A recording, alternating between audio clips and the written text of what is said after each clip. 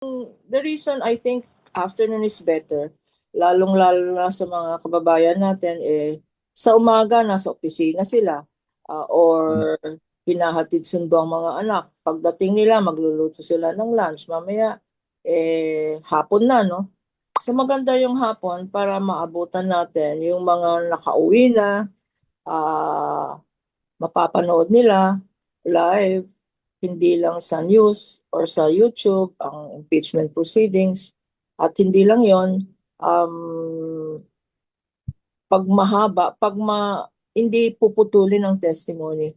Ang mahirap pag pinuputol ang testimony, no?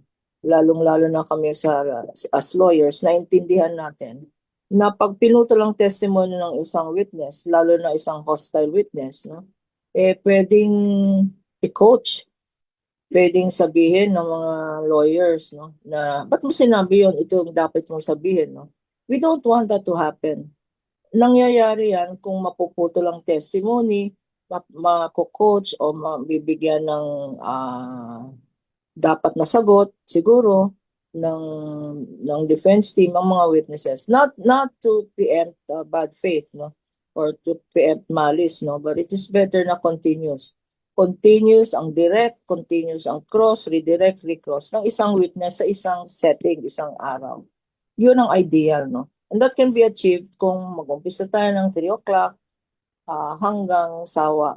And then maganda yung ginawa ni presiding officer na kasi dati nai-interrupt ang witnesses ng mga questions ng senator judges, no?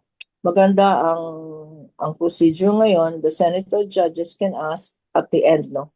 Para hindi ma-interrupt ang testimony ng witnesses. So, Friday is a good day to have a whole day kasi wala naman pasok. I think in both houses, no, Congress, wala rin kayong pasok, no? Yes. Yeah, wala naman pasok. So, it's a good day to have an additional impeachment schedule.